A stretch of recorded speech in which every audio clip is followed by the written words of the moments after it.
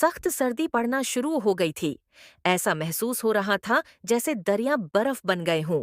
पूरे गांव पर इस तरह धुंध छा गई थी कि 4 कदम के फासले पर खड़ा इंसान भी साफ नजर नहीं आता था। घरों की छतों पर बर्फ की सफेद चादर बुछ चुकी थी। गांव के तमाम लोग अपने अपने घरों में गर्म कपड़े पहनकर और लकड़ियां जलाकर सर्दी से बचने की कोशिश कर रहे थे। लेकिन उसी गांव के अलाही बख्श की किस्मत में इतना भी नहीं था कि वो अपने बच्चों और बीवी के लिए घर में आग जला सके। अलाही बख्श की जिंदगी दूसरों के खेतों में मजदूरी करके गुजरती थी। उसका वाहिद सहारा उसका बूढ़ा बैल कालो था। इस बार सर्दी ने जान निकाल दी है। लगता है हड्डियां जम जाएंगी। बेटा सलीम को अजीब खांसी लग गई है। ठीक होने का नाम नहीं ले रही। दवा के लिए भी पैसे नहीं हैं। ऐ मालिक, इतनी सर्दी में कहाँ जाऊं?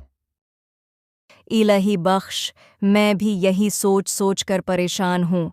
घर में अनाज का एक दाना भी नहीं बचा। सुलीम भी भूखा है। अगर ऐसे ही रहा तो खेत का काम कैसे होगा? कालू को भी सर्दी लग रही है, उसे भी कुछ खाने को चाहिए। इलाही बख्श और जरीना के पास अपने और सलीम के लिए मुनासिब गर्म कपड़े और खाना भी नहीं था जिससे गुजारा हो सके। उसी लिए वो हर रोज काम की तलाश में पूरे गांव में घूमता, लेकिन हर कोई उसे मना कर देता। एक दिन उसकी मुलाकात गांव के ही एक किसान नजीर से हुई। नज़ीर भाई, अस्सलाम अलैकुम। क्या तुम्हारे खेत में थोड़ा काम मिल सकता है? बस एक दिन की मजदूरी दे दो। घर में इनाज खत्म हो गया है और मेरा बेटा सलीम भी बीमार है। कालो भी भूखा है। नहीं उलही बख्श, अभी मेरे पास कोई काम नहीं। तुम रोज आ जाते हो। वैसे भी तुम्हारा वो बूढ़ा बेल अब किस काम का? बस खाता है, मेहनत नहीं कर पाता। उसे लेकर कब तक घूमोगे? जागीरदार हाकिम दीन के पास जाओ, शायद वहां कुछ काम मिल जाए, लेकिन मुझे नहीं लगता वो तुम्हें काम देगा। नजीर की बात सुनकर उलाही बख्श का दिल टूट गया। वो उदास होकर घर लौट आया। इसी वक्त तेज हुआ चलने लगी और आसमान पर बादल छा गए। एक अनजाना खौफ इलाही बख्श और जरीना के दिल में बैठ गया। लगता है आज रात बर्फ पड़ेगी। ए अल्लाह, हमारे कुचे घर में तो और ज्यादा सर्दी लगेगी। सलीम को कैसे बचाएंगे? जागीरदार से बात करनी पड़ेगी, चाहे वो कितना ही सख्त क्यों ना हो। बच्चे की जान ज़्यादा ज़रूरी है। हाँ जरीना, तुम ठीक कह रही हो, मैं जाता हूँ। कुछ देर बाद उलाही बख्श जागीरदार हाकिम दीन की बड़ी हवेली पर पहुंचा। उसने दरवाजे पर दस्तक दी। जागीरदार के नौकर सज्जाद और काशिफ बाहर आए। क्या चाहिए? मालिक से मिलना है। मेरा बेटा बहुत बीमार है। दवा के लिए पैसे चाहिए और घर में कुछ नहीं बचा। मालिक के पास तुम्हारे लिए वक्त नहीं। जब तक कर्ज अदा नहीं करते, यहां कदम मत रखना। कौन सा कर्ज? मैंने तो रकम वापस कर दी थी। बेवकूफ, सूद भी लगता है। सूद कहाँ है? दफर हो जा। इलाही बख्श खाली हाथ लौट आया। घर पहुंचा तो सलीम और जरीना मुंतजर थे। क्या हुआ? नहीं माने। कल सज्जाद और काशिफ कर्ज वसूल करने आएंगे। न दिया तो घर और कालो ले जाएंगे। आधी रात को इलाही बख्श की आंख खुली। कालू जमीन पर पड़ा बरी तरह कांप रहा था। कालो, मुझे छोड़कर मत जा। मदद की तलाश में वो गांव में निकला, कोई है? मदद कर दो। लेकिन सब ने दरवाजे बंद कर लिए। आखिरकार एक बूढ़ा शख्स रहमत अली कुछ सूखी लकड़ियां लेकर आया। ये जला लो, सर्दी कम हो जाएगी। सुबह सर्दी और बढ़ गई। कालू का जिस्म ठंडा पड़ रहा था। इसी वक्त जागीरदार के आदमी आ गए। पैसे दो वरना घर और बेल हमारा। उन्होंने उलाही बख्श, जरीना और बीमार सलीम को घर से निकाल दिया। शदीद सर्दी में वो दर बद्र भटकते रहे। आखिर वो दूसरे गांव नूरपुर पहुंचे, जहां एक खाली झोंपड़ी मिली। इलाही बख्श काम की तलाश में निकला। रास्ते में एक नेक दिल बुजुर्ग अब्दुल गफूर से मुलाकात हुई। उसने जमीन दी, मेहनत का मौका दिया। आहिस्ता आहिस्ता हालात बदले। इलाही बख्श सब्जी का ताजिर बन गया। सलीम स्कूल जाने लगा। कुछ साल बाद वो कामयाब इंसान बन चुका था। एक दिन पुराने गांव का नौजवान आया और बताया कि जागीरदार की सारी जमीनें सैलाब में बह गईं। इलाही बख्श ने अफसोस किया। एक दिन वो बैलगाड़ी पर पुराने गांव से गुजरा। सड़क किनारे जागीरदार और उसके आदमी बैठे थे। वो ठुठर रहे थे और भूखे थे। इलाही बख्श के दिल में बदले और रहम की जंग हुई।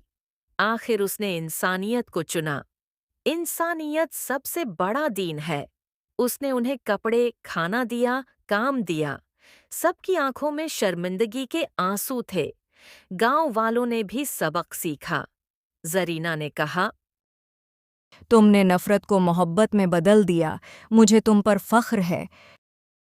इलाही बख्श के रवैये ने सबको ये सबक दिया कि इंसानियत सबसे बड़ी दौलत है।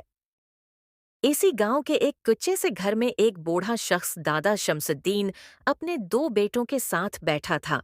बोसाइदा कंबलों और पुरानी चादरों में लपटे होने के बावजूद सर्दी उनके जिस्मों को चीरती जा रही थी। शमसुद्दीन की जिंदगी मुसलसल जदोजहद से भरी हुई थी। उसकी बीवी बरसों पहले वफात पा चुकी थी और अब वो खुद बुढ़ापे और बीमारी से टूट चुका था। घर की जिम्मेदारी अब बेटों के कुंधों पर थी। बड़ा बेटा अकराम नहायत सस्त और लापरवाह था। दिन भर गांव की बैठक में बैठा गपशप लगाता रहता।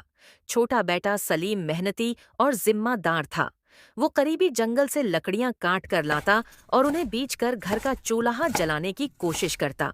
मगर उस साल की सर्दी ने सब कुछ मुश्किल बना दिया था। लकड़ियां गीली थीं, आग मुश्किल से जलती थी। घर में न तो मुनासिब खाना था और न ही सर्दी से बचने के लिए ईंधन। शमसुद्दीन ने कांपती आवाज में कहा, सलीम बेटा, लकड़ियां अब खत्म हो रही हैं। कुछ इंतजाम करो, वरना ये सर्दी हमें मार डालेगी। सलीम ने फौरन जवाब दिया, अब्बाजान, मैं अभी जंगल जाकर लकड़ियां ले आता हूं, मगर आप भाईजान से भी कहिए कि वो भी हाथ बटाएं। अकेले सब कुछ करना मुश्किल हो गया है। इकराम झंझलाकर बोला, ज्यादा अक्लमंदी मत दिखा। मैं कोई लकड़ियां काटने वाला नहीं हूं। जब मुझे कोई अच्छा काम मिलेगा तब करूंगा। तब तक तुम अपने काम से मतलब रखो। सलीम बेबसी से बोला, अब्बाजान, कब तक मैं ही सब कुछ करता रहूं? भाईजान रोज कोई ना कोई बहाना बना लेते हैं। शमसुद्दीन ने गहरी सांस ली और कहा, इकराम बेटा, ये उम्र हमारी मदद करने की है। तुम्हारी माँ ने तुम्हें बड़ी उम्मीदों से पाला था। क्या उसने तुम्हें यूं हाथ पर हाथ रखकर बैठने के लिए बड़ा किया था? अगर तुमने अब भी जिम्मेदारी न समझी तो ये घर बिखर जाएगा। ये सुनकर इकराम को सख्त गुस्सा आया। बस बहुत हो गया। आज मैं खुद जंगल जाकर लकड़ियां काटूंगा। क्या समझते हो मैं किसी काम के लायक नहीं? गुस्से में वो बाहर निकल गया। तेज ठंडी हुआ उसके चेहरे से टुकरा रही थी, मगर उसने परवाह न की। शायद वो खुद को साबित करना चाहता था। उसने बेमुश्किल लकड़ियां काटें और खुद के लिए आग जला ली। उसी दौरान एक गरीब आदमी कांपते हुए आग के करीब आया। भाई, जरा सी देर आग से निकलूं? जान में जान आ जाएगी। दफा हो यहां से। ये लकड़ियां मैंने बड़ी मुश्किल से काटी हैं। तुम्हारा कोई हक नहीं। गरीब आदमी ने हाथ जोड़कर कहा, बस थोड़ी सी गर्मी चाहिए, कुछ नहीं मांग रहा। निकल जा यहां से। तेरा जीना मरना मेरा मसला नहीं। وہ غریب آدمی خاموشی سے وہاں سے چلا گیا۔ جب وہ گھر لوٹا تو شمس الدین بے چینی سے پوچھنے لگا، اکرام بیٹا، لکڑیاں لایا یا نہیں؟ اکرام نے بہانہ بنایا، جنگل میں لکڑیاں کاٹنے پر حاکم نے پابندی لگا دی ہے۔ سپاہیوں نے دھمکی دی کہ جو لکڑی کاٹے گا جیل جائے گا، اس لیے خالی ہاتھ آ گیا۔ سلیم فوراً بولا، ابا جان، یہ بہانہ ہے۔ بھائی جان لکڑیاں کاٹ کر اپنی ہی آگ سینک آئے ہیں۔ چھپ رہو۔ آخر سلیم نے ہمت کی اور کہا، ابا جان، میں خود جنگل جا کر لکڑیاں لے آتا ہوں۔ سردی ہو یا خطرہ، میں اپنے گھر کو یوں ٹھٹھرتا نہیں دیکھ سکتا۔ سلیم کی محنت سے گھر میں آگ جل اٹھی اور سب نے کچھ سکون کا سانس لیا۔ آگے چل کر سلیم کو سیٹھ نے کام سے نکال دیا۔ دوست یاسر نے اسے چائے کا ٹھیلا لگانے کا مشورہ دیا۔ دونوں بھائیوں نے مل کر ٹھیلا لگایا۔ کاروبار چمکا۔ پھر اکرام کی شادی ہوئی۔ لالچ بڑھا۔ اس نے سلیم کو بیوی کے کہنے پر ٹھیلے سے نکال دیا۔ اکرام نے ٹھیلے پر قبضہ کر لیا۔ اب سلیم کے پاس پیسے کمانے کا کوئی ذریعہ نہ تھا۔ سلیم ٹوٹا ہوا ایک ویران جگہ بیٹھا تھا کہ ایک بوڑھی عورت اماں زرینہ لکڑیوں کا گٹھا اٹھائے آئی۔ سلیم نے اس کی مدد کی۔ بدلے میں اس نے اپنی گائے سلیم کو دے دی۔ اس گائے کے دودھ سے سلیم نے خالص دودھ کی چائے بنانی شروع کی۔ سلیم کی چائے مشہور ہو گئی۔ اکرام حسد میں جلنے لگا اور اس نے گنڈوں کو بھیجا، مگر سلیم کی چائے اور اس کی سچائی نے گنڈوں کے دل بدل دیے۔ وہی گنڈے اس کے محافظ بن گئے۔ آخر کار سلیم نے اپنے بوڑھے باپ کے لیے نیا گھر بنایا اور عزت و سکون کی زندگی گزارنے لگا۔ یہ کہانی ہمیں سکھاتی ہے کہ محنت، سچائی اور نیکی کبھی رائیگاں نہیں جاتی۔